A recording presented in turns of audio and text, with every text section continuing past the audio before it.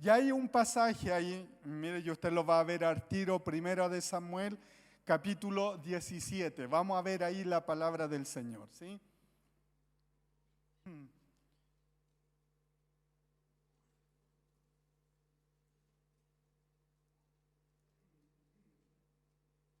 No vamos a leer todo el pasaje, pero sí vamos a ver algunos versículos ahí.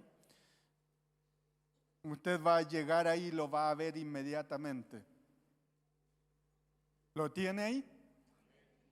Mire lo que dice, Primera de Samuel, capítulo 17, vamos a ver desde el verso 1.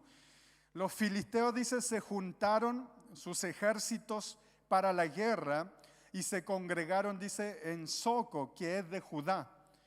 Y acamparon, dice, entre Soco y Aseca, dice, en Efes Damín. También Saúl y los hombres de Israel se juntaron y acamparon en el valle de Ela y se pusieron en orden de batalla contra los filisteos. Y los filisteos, dice, estaban sobre un monte a un lado e Israel estaba sobre otro monte al otro lado. Y el valle, dice, estaba entre ellos. Salió entonces, dice, del campamento de los filisteos un paladín, el cual se llamaba Goliat, de Gat, dice, y tenía, dice, de altura 6 codos y un palmo, y traía un casco de bronce en su cabeza y llevaba una cota de malla, y era el peso de la cota 5,000 siclos de bronce. Sobre sus piernas traía grebas de bronce y jabalina de bronce entre sus hombros. Y el asta de su lanza era como un rodillo de telar y tenía el hierro de su lanza 600 ciclos de hierro, e iba un escudero delante de él. Y se paró y dio voces a los escuadrones de Israel diciendo: ¿para qué se han puesto en orden de batalla? ¿No soy yo el filisteo y ustedes los siervos de Saúl? Escojan de entre ustedes un hombre que venga contra mí. Y si él pudiere pelear conmigo y me venciere, nosotros seremos sus siervos. Y si yo pudiere más que él y lo venciere, ustedes serán nuestros siervos y nos servirán. Y añadió el filisteo: hoy yo he desafiado al campamento de Israel. Dadme un hombre, dice ahí, que pelee conmigo. Qué osado este hombre, ¿no? Si, mis amados, si nosotros queremos desarrollar un trabajo misionero, creo que tenemos que entender esta verdad que nos transmite la palabra del Señor.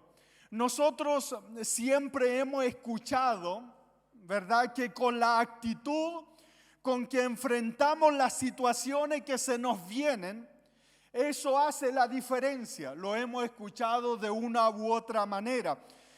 Porque donde algunos observan problemas, sin embargo otros ven oportunidades, ¿verdad? Si una persona, por ejemplo, viera un león, tal vez hay 2 cosas que se pudiesen hacer. Probablemente el temor se va a adentrar dentro en nosotros y vamos a tener la tendencia a huir, a arrancar. O de lo contrario, para otros, aún teniendo temor de ese animal, aún con ese temor, pero tal vez esa persona podría considerarlo como una oportunidad de transformarse en un domador de león. Una situación puede hacer la diferencia de acuerdo a la óptica que nosotros podamos darle. Y eso, mis amados, la palabra del Señor es lo que evidencia aquí en este pasaje. Aquí en Primera de Samuel, capítulo 17, se nos muestra esta realidad. La palabra del Señor nos presenta a dos pueblos, los filisteos y los israelitas, que están en la línea de batalla, acampando, ¿verdad? Como dice la palabra, estos dos ejércitos, uno frente a otro, en eso que nosotros podríamos llamar un tenso equilibrio que cualquier cosa pudiese provocar, ¿verdad? Midiendo fuerza de esta manera, cada uno esperando que el otro comience las hostilidades. Los filisteos sobre un monte, Israel sobre el otro monte al otro lado y el valle entre ellos, nos dice el relato escritural. Al parecer, los soldados filisteos no querían pelear, preferían ellos que se decidiera la batalla por medio, ¿verdad?, de paladines de ambos ejércitos y así tal vez evitar muertes innecesarias. Mientras estaban bajo esa realidad, un hombre identificado allí por el escritor sagrado como Goliat, quien era de elevada estatura, nos dice, se abre paso entre el campamento filisteo y comienza a provocar a los soldados israelitas. Y dice la palabra que lo hizo por 40 días y se burlaba de ellos. Los desafía a que enviaran a su mejor hombre contra él para determinar la victoria, pero sin embargo nadie aceptaba este desafío. El escritor, inspirado por el Espíritu Santo, nos describe a nosotros la envergadura, las capacidades y las armas de este hombre para enfatizar que era imposible vencerlo mano a mano, que era difícil de una persona, aún de un soldado israelita, poderlo vencer mano a mano. Nos dice la palabra del Señor, según una versión, dice que de alguna manera nos lleva a entender cómo era ahí, y por eso enfatiza, imagínense, 4 versículos se toma el escritor para hablarnos de las cualidades y características que tenía. 4 versículos para hablarnos acerca de él. Mire lo que dice. Medía casi 3 metros de altura. Algunos dicen específicamente 2,98 metros. Esa era su medida. Llevaba puesto un casco y también una armadura de bronce, dice el versículo 4 al 7, que pesaba como 57 kilos. Sus piernas estaban protegidas con placas de bronce y en los hombros llevaba una jabalina. La base de su lanza era enorme y su punta era de hierro y pesaba 7 kilos e iba con un ayudante, así nos dice una versión. Entonces, cuando este filisteo, ¿verdad?, que por enésima vez hace su ritual de ofender y provocar al pueblo de Israel y a su Dios, se nos agrega que el pueblo huía, dice la palabra, atemorizado. El verso 24 dice, y todos los varones de Israel que veían a aquel hombre huían de su presencia y tenían gran temor. Eso nos señala la palabra del Señor. Aún ofreciéndosele a esta persona un premio muy estimulador para que alguien se ofreciera, que cualquiera tal vez no podría rechazar un ofrecimiento, especialmente los solteros, no lo podían menospreciar ese ofrecimiento y levantarse a pelear. Pero ni aún así, ninguno se sentía capaz, ninguno del pueblo de Dios tenía una expectativa mayor. Aquellos, mis amados, que escucharon las hazañas de Dios de antaño, cómo Dios había liberado al pueblo de Israel, cómo Dios con mano poderosa había llevado a su pueblo a una tierra que fluye leche y miel. pero ninguno de ellos se sentía capaz de levantarse contra ese gigante. Ellos no recordaron la palabra del Señor y sus promesas que dice el libro de Deuteronomio. El Señor le dijo en el capítulo 20, verso 1. Mire lo que le dice.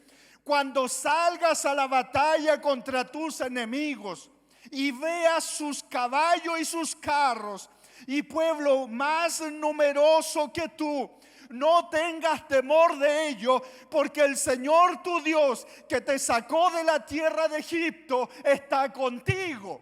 Esta era una promesa de Dios para su pueblo, pero ellos no veían esta promesa. El relato escritural dice que ellos huyeron. Y ahí aparece en escena un joven llamado David, que al ver esta situación le hacía recordar lo que le darían como premio al que venciere a este filisteo. Saben, mis amados, las personas que están conectadas con Dios siempre tienen una perspectiva diferente de las cosas. Aquellas personas que hacen de Dios su vida tienen una visión diferente a los demás de las cosas. Y aquí lo que está haciendo David es hacerle un llamado a sus cercanos para que ellos recordaran por último lo que se le estaba ofreciendo. Hacerlo cambiar de idea, de pensamiento, que no estén atemorizados. Les recuerda de igual manera la identidad que ellos tienen y que Dios no está muerto, está activo, presente. Mire lo que le dice, verso 26. Entonces David habló a los que estaban junto a él diciendo, ¿qué harán? Mire lo que le dice ahí. ¿Qué harán con el hombre? Dice que mate a este filisteo y quite el oprobio de Israel. Y mire lo que dice después. ¿Quién es este filisteo incircunciso para desafiar a los escuadrones del Dios viviente? ¿Qué es lo que está haciendo David acá? Le está haciendo recordar la identidad que ellos tienen. Le está diciendo, ustedes no son el ejército de Saúl, ustedes son el ejército, el escuadrón del Dios viviente. Eso le está recordando en este pasaje. Y ahí aparece uno de su hermano, Eliud, verso 28. Su hermano mayor dice, oyó cuando le hablaba, dice, a los hombres, y se encendió de ira contra David y dijo, ¿por qué has venido acá? ¿Con quién has dejado aquellas pocas ovejas en el desierto? Saben, hay algunos comentaristas que señalan que estas son como palabras despectivas, como burlesca acerca de David, es lo que ellos señalan. Dice, yo conozco tu soberbia y la maldad de tu corazón, que has descendido para ver la batalla, dice ahí. Entonces, cuando una persona, mis amados, muchas veces quiere hacer algo, ustedes saben que siempre van a haber ciertas complicaciones que se van a dar. Cuando alguien tiene una mirada diferente, cuando alguien tiene una visión diferente acerca de las cosas, siempre van a haber personas que van a menospreciar sus ideas. Siempre van a haber personas que de alguna manera, en vez de levantarlo, en vez de animarlo, lo van a querer tirar abajo con sus ideas. Pero acá, mis amados, esto es un asunto de Dios. Él se encarga de preparar con anticipación a quienes levantará. Mis amados, aquello que sucede en lo privado tiene repercusiones públicas, y el Señor Jesucristo de igual manera dice, Él que cuando nosotros vamos, ¿verdad?, en lo privado se recompensará en público. Entonces Dios trabaja allí en lo secreto. Dios trabaja con nosotros en nuestro trabajo. Dios trabaja en nuestra casa. Dios trabaja con nuestra familia. Dios trabaja nuestra paciencia. Dios trabaja nuestra perseverancia. Dios trabaja cuán dispuestos estamos nosotros. Cuánto creemos aquello que decimos creer. Dios lo tratará allí en el anonimato, allí en lo privado, allí donde nadie nos ve. Allí Dios nos tratará. Ahí Él trabaja con nuestro carácter. Es allí donde nosotros le podemos conocer. Es allí en el anonimato donde le podemos escuchar. Es allí, mis amados, en el anonimato, en medio de las lágrimas, en medio del dolor, mis amados, donde somos transformados. No hay otro camino. Hoy muchos pierden su tiempo metidos en teléfono. Ay, ¿para dónde me fui ahora? En sus quehaceres, en sus afanes de esta vida, pero no se dejan moldear por Dios. No se dejan moldear en su carácter. Ah, si yo soy así, yo nací así, el que nace chicharra. A mí nadie me cambia, solo el Señor. Pero eso en Coyipulli, ¿verdad? No acá. Entonces, mis amados, debe haber un cambio de actitud hacia la palabra y hacia nuestro Señor. Las cosas de esta tierra debemos saber que son pasajeras. Debemos darnos el tiempo para que nuestro Dios trate con nuestro corazón. Debemos aprender a darnos ese tiempo allí en el anonimato, mis amados. El Señor en el anonimato siempre va a preparar a aquellos que dejarán huella en su generación. Es en el anonimato. No todo lo que yo haga, mis amados, sino allí en el anonimato. Para Dios es más importante tratar nuestro carácter que usarnos. Dios puede hacer, mis amados, imagínense, Dios usó hasta un burro para llamarle la atención a un profeta. Pero Él quiere tratar nuestro carácter. Amén. Allí, mis amados, siendo fiel, se nos ha asignado a trabajar, haciendo las cosas de mejor manera, en donde la oportunidad de promoción de Dios siempre se va a dar. Allí trabajando, siendo fieles, donde nos colocaron. Allí donde nos han puesto, siendo fieles allí. Es que pastor, dirá alguien, nadie me ve aquí.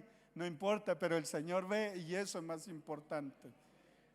Amén. Él es más importante que me vea más que los hombres. Sea fiel usted. Donde allí Dios lo puso, haga todo lo que haga con excelencia para su gloria. Amén. Este pasaje nos muestra a nosotros, porque el verso 26, vuelvo a ese verso. David dice, ¿quién es este filisteo incircunciso? Nos muestra a nosotros una mirada diferente. Y esa es nuestra perspectiva de Dios. Cómo Dios se hace activo. Cómo nosotros podemos hacer a Dios presente, ¿verdad? En una situación como esta. En los pasajes anteriores se nos muestra a nosotros un panorama adverso. Un panorama lleno de penumbras, sin esperanza, oscuro. Pareciera que el fin del pueblo de Israel estaba comenzando e iba a llegar la esclavitud, el dolor y el sufrimiento para ellos. Pareciera que los israelitas estaban prolongando el estar con vida hasta que la tragedia los consuma. Sin embargo, y uno al reflexionar acerca de la vida, uno dice cuántas veces nosotros no nos hemos encontrado de esta manera. Pensamos que tal vez nada cambiará, que nacimos como Job y competimos con él. Y a veces nos sentimos así, pareciera que estamos compitiendo con Job. ¿Quién es el que sufre más? Como que si Dios no existiera o que se olvidó de sus promesas. o que tal vez él haya huido primero, dejando a su pueblo a merced de la circunstancia. O muchas veces que las cosas se le escaparon de las manos y que ya él no tiene solución para su pueblo, para sus hijos, para su iglesia. Pero aquí el relato de la palabra del Señor comienza a traernos a nosotros unos pequeños rayos de esperanza. Y esto lo vemos nosotros de nuestra relación con Dios. Mi pregunta es, ¿vemos a Dios en medio de nuestras circunstancias? ¿Estamos conscientes de su presencia en cada situación que enfrentamos? ¿Es Dios tan real que viene a impactar nuestra decisión en un tiempo oscuro? ¿Es Dios la fuente de nuestras decisiones? Cuando nos acostumbramos, mis amados, a convivir con la adversidad, nos cuesta ver a Dios inserto en nuestra realidad y nos acomodamos allí. David comienza a animar a los demás y mire lo que dice el verso 32. David le dijo a Saúl: no desmaye el corazón de ninguno a causa de él. Tu siervo irá y peleará contra este filisteo. Ahora, ¿por qué razón? Porque una persona que ve a Dios, aprende a escuchar a Dios. Y es ahí, mis amados, donde crece nuestra fe. La palabra del Señor dice que la fe viene por el oír. Y el oír no las noticias, mis amados, que están llenas de basura, sino oír la palabra de Dios, su palabra. Una persona, mis amados, que le da oído a la palabra de Dios, va a escuchar a Dios lo que Él está diciendo tocante a esta nación. Cuando otros escuchan los voceríos de un guerrero filisteo intimidante, solo pueden ver desesperación. David vislumbra una oportunidad para ver a Dios en el campo de batalla. Mis amados, en este relato muchas veces se nos ha dicho que David es el héroe. Mis amados, en este relato el héroe es Dios. El verdadero gigante en la línea de batalla es Dios. Si hay un gigante en la línea de batalla, no es el filisteo, es nuestro bendito Dios. Él es el Rey de Reyes y Señor de Señores. Mire lo que dice David. Él reconoce esto. David reconoce esta realidad. Mire en el Salmo 16, verso 8. Mire lo que dice: al Señor he puesto continuamente delante de mí, porque está a mi diestra, permaneceré firme. Esto lo dice David. Mientras otros ven tal vez lo dantesco de las situaciones que hay que enfrentar, pero hay de aquellos que ven a Dios en la línea de batalla. David sabía que era difícil vencer ese filisteo, pero sabía que la batalla es del Señor, es de Él la batalla. David sabía que esas piedras tomadas del arroyo no le harían daño a ese hombre. A veces hay imágenes donde se nos presenta un gigante que apenas camina y que apenas se mueve. Claro, un gigante así cualquiera le da. Pero dice la palabra que él era un soldado profesional desde su niñez. Era un hombre habiloso. Él tenía habilidades, se podía desplazar, podía esquivar una piedra. Él lo podía hacer. No era una persona que venía a la piedra y a media hora el gigante. No, Era un hombre habiloso. Era un hombre preparado. No era cualquiera. Entonces David sabía eso. Él sabía que no podía vencer a ese gigante. Pero David tenía otra mirada. Él sabía que cuando Dios coloca su mano, esa piedra, por pequeña que sea, mis amados, será un misil teledirigido desde lo alto. Él lo sabía. Él sabía que si Dios colocaba su mano iba a tener victoria. David no estaba viendo ese gigante filisteo incircunciso. Él estaba viendo a Dios. Mire lo que dice. Verso 45. Entonces dijo David al filisteo: tú vienes a mí con espada, con lanza, con jabalina. Mire lo que dice. Pero yo vengo a ti en el nombre del Señor de los ejércitos.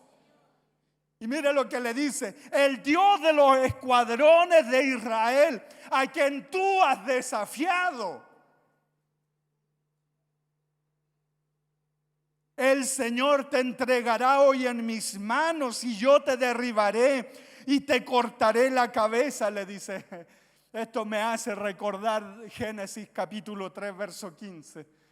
¿Verdad que él le dice el Señor a la serpiente? Le dice su descendencia, la descendencia de ella, ¿qué le va a hacer? Te pisará, le dice a la serpiente, la cabeza. Amén. Si hubiese sido en Coyipulli se pararían, dirían amén los hermanos, pero bueno, amén.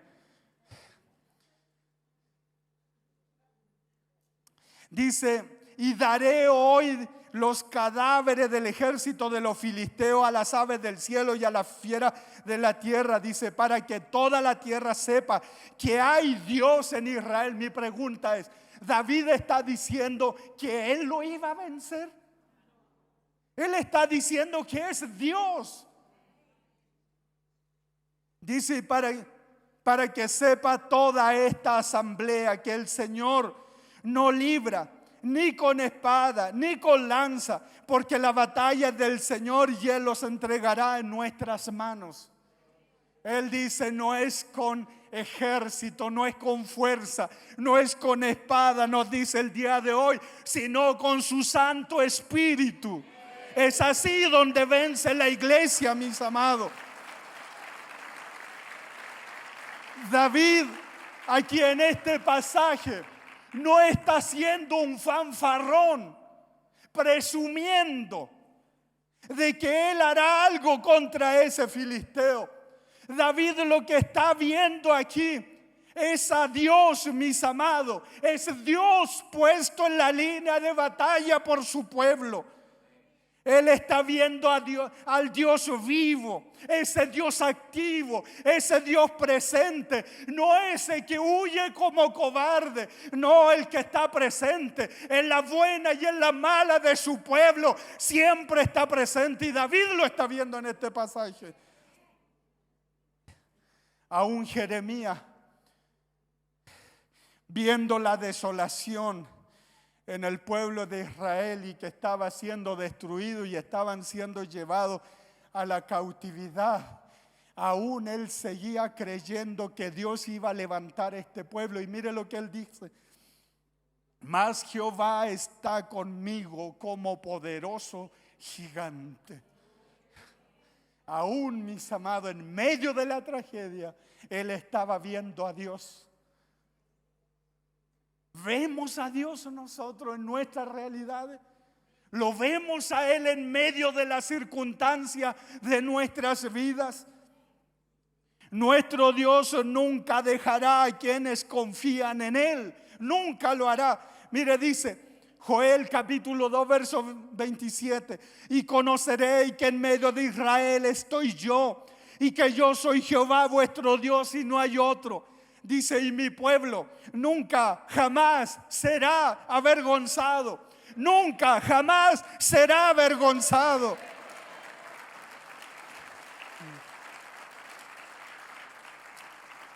Y nos sigue diciendo la palabra ahí en 1 de Samuel 17, verso 48.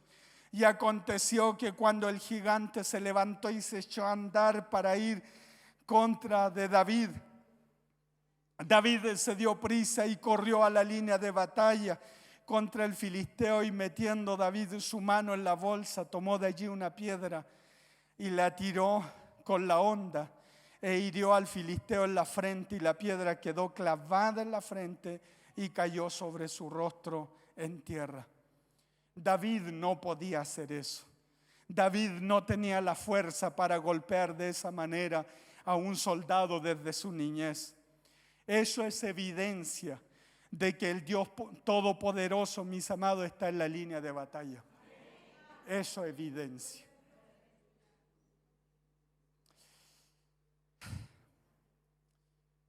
Hace más de 2000 años,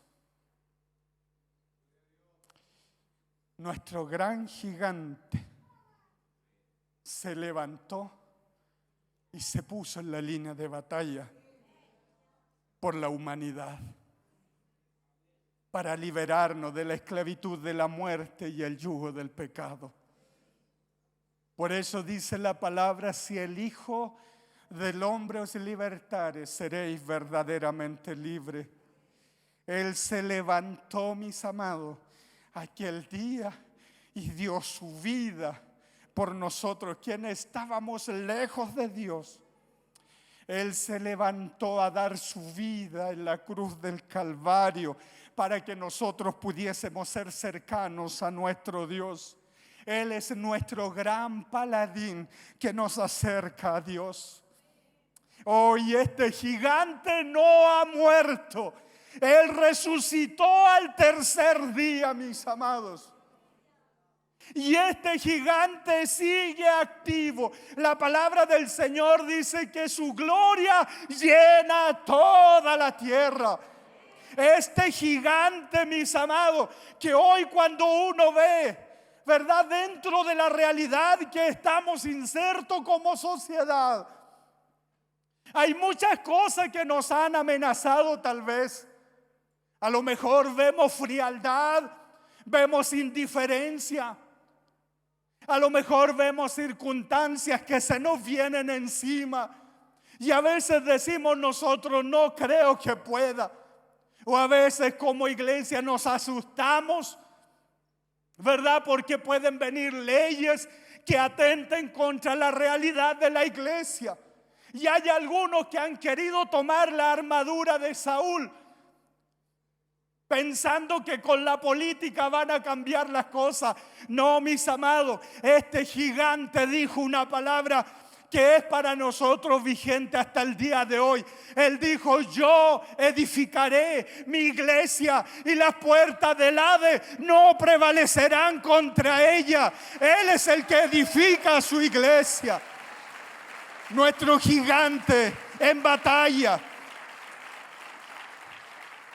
Mire, el escritor sagrado dice allí en Hebreos capítulo 2, verso 14: así que por cuanto los hijos participaron de carne y sangre, él también participó de lo mismo, para destruir, dice, por medio de la muerte al que tenía el imperio de la muerte, esto es, al diablo, y librar a todos los que por él, por el temor de la muerte, estaban durante toda la vida sujetos a servidumbre. Y mire lo que dice Colosenses: y ustedes, estando muertos en pecado y en la incircuncisión de vuestra carne, les dio vida juntamente con él, perdonándole todos sus pecados, anulando el acta de los decretos que había contra nosotros, que nos era contraria, quitándola de en medio y clavándola en la cruz, y despojando a los principados y a las potestades, lo exhibió públicamente, triunfando sobre ellos en la cruz. Ese es nuestro gigante que hoy tenemos. Él ha vencido, mis amados. Él ha vencido. Por eso el apóstol Pablo, escribiéndole a los romanos, le dice: pues si vivimos, para el Señor vivimos, y si morimos, para el Señor morimos. Sea que vivamos o que muramos, somos del Señor. Somos un pueblo que no le tenemos temor a la muerte. No le tenemos temor porque nuestro gigante está con nosotros y le pertenecemos a Él. Oh, creo con todo mi corazón lo que decía nuestro pastor Eduardo al inicio. Dios derramará de su gracia sobre la iglesia en este país. Mis amados, no necesitamos meternos a la política para cambiar las cosas. Metámonos a la presencia de nuestro Señor, de nuestro gran yo soy, del que siempre ha sido, mis amados, y nunca deja de ser. Aquel que está preocupado de su pueblo, aquel que no abandona a sus hijos. Él es el que prometió. ¿Sabe? Hebreos capítulo 6, verso 5 dice: nunca te dejaré, nunca te desampararé. ¿Sabe? Me puse a averiguar esa palabra. Tal vez en nuestra traducción que tenemos nosotros no se puede vislumbrar el énfasis que hace. ¿Sabe la fuerza que tiene esa palabra? Está diciendo: yo nunca, jamás te dejaré. Yo nunca, jamás te desampararé. Es como una negación absoluta que Dios hace. Cuando yo vi eso, le dije: Señor, gracias.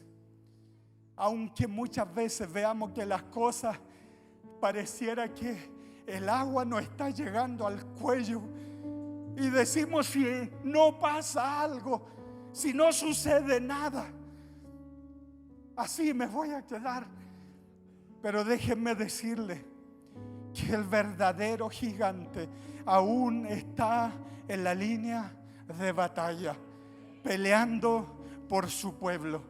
La iglesia que ve a su Dios, el creyente que ve a su Dios en su realidad, mis amados, es la persona que aprende a tener victoria en su vida, en su realidad. Oh Señor, gracias.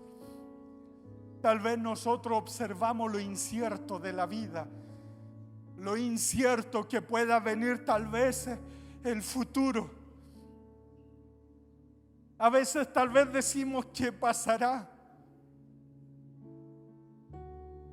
Oh, pero cuando Él coloca su mano, si Él está ahí, nada lo hará cambiar. Su gracia y su presencia, mis amados, traerán la fortaleza que la iglesia necesita para este tiempo. ¿Sabe? Mientras escribía esta palabra, se me venía a mi mente acerca de la realidad de este varón, nuestro pastor Eduardo Herrera. Venía a mi mente su esposa, su hijo, que tal vez, aunque muchos han querido ver el ministerio tal vez abajo, pero lo que el Señor inició hace muchos años atrás y lo inició en el corazón de un hombre, ese Dios que lo inició no es el hombre. Tiempo de Dios está fundado en la roca que permanece para siempre. Nosotros como hombres pasamos. ¿Quién es Ismael Huentecol? Es un hombre. Nosotros pasamos, pero Él en su gracia le ha placido mirar esta congregación. No nos preocupemos porque tal vez otros avancen. Preocupémonos de traer su presencia y le podamos decir: Señor, si tú estás con nosotros, vamos a tener victoria. Si tú estás con nosotros, tú serás nuestro Dios, Señor, y nosotros seremos tu pueblo. David le dijo, son los escuadrones del Dios viviente. El apóstol Pedro, tomando esta verdad, dice, ustedes son linaje escogido, real sacerdocio, nación santa, pueblo adquirido por Dios, para anunciar sus virtudes. El que tenemos en nuestras vidas es aquel que dice el libro de Apocalipsis, ese que fue llevado como un cordero inmolado. Pero allí en Apocalipsis se describe su transformación en el león de la tribu de Judá. Muchos andan preocupados por la marca de la bestia. Yo con esto termino. Están preocupados. Oh, la tribulación. ¿Será antes? ¿Será después? Y andan pero con esa cuestión en su cabeza. Pero el libro de Apocalipsis, lejos de mostrar esas cosas, los que está colocando, mis amados, en evidencia, que levántense los imperios que se levanten, pero Él sigue siendo Dios, Rey de reyes y Señor de señores. Él sigue gobernando, mis amados. Él sigue gobernando. Él es el que gobierna tu vida. Amén. ¿Por qué no mira a quien está a su lado? Dígale, Él es el que está contigo, dígale. Y no te va a dejar hasta el final. ¿Por qué no se ponen de pie un momento? Pónganse de pie.